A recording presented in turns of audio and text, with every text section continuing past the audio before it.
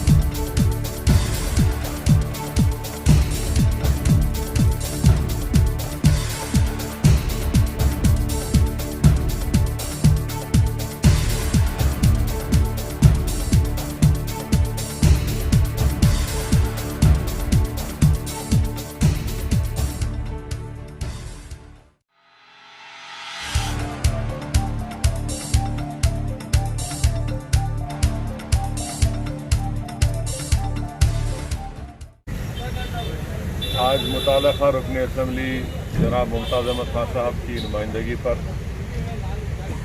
حلقہ اسمبلی چار مینار خلوت گراؤنڈ میں کووڈ-19 کے ٹیسٹنگ کے لیے ایک موبائل گاڑی کا یہاں پر انتظام کیا گیا اور اس کا افتتاح بھی ایم ایل اے صاحب نے کیا ہے۔ میری میڈیا کے ذریعے سے عوام تک ایک پیغام میں پہنچا رہا ہوں، گزارش کر رہا ہوں کہ آپ تمام سے گزارش ہے کہ آپ یہ کووڈ-19 کے وائرس کے سلسلے میں آپ بہتر جانتے ہیں کہ پورے ملک میں اب تک قریب 55,000 لوگوں کی موت اس وائرس سے ہو چکی ہے اور ریاست تلنگانہ میں 744 لوگوں کی اموات صرف کووڈ وائرس سے ہوئی ہے۔ اور آج کے جو تلنگانہ میں جو اعداد و شمار آئے ہیں جس میں یہ بات بتائی گئی ہے کہ جمعے کے دن جو ٹیسٹنگ ہوئی اس کے جو نتیجے آئے ہیں قریب 1200 کے قریب لوگوں کو کووڈ ہوا ہے۔ تو اس لیے بہت ضروری ہے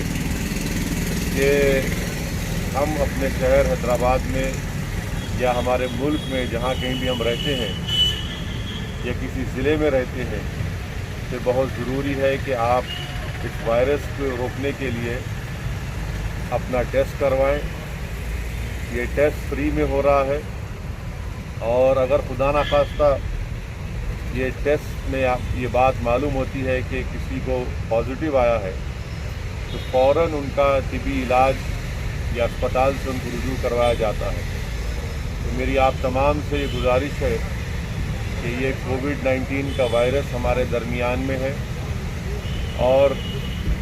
اس کو روکنے کے لیے سب سے اہم کام جو ہم سب کو مل کر کرنا ہے، جو میں بار بار کہہ رہا ہوں، وہ یہ ہے کہ ہم اپنا ٹیسٹ کروائیں اور ٹیسٹنگ سے ہی ہم اس وائرس کو روک سکیں گے۔ میں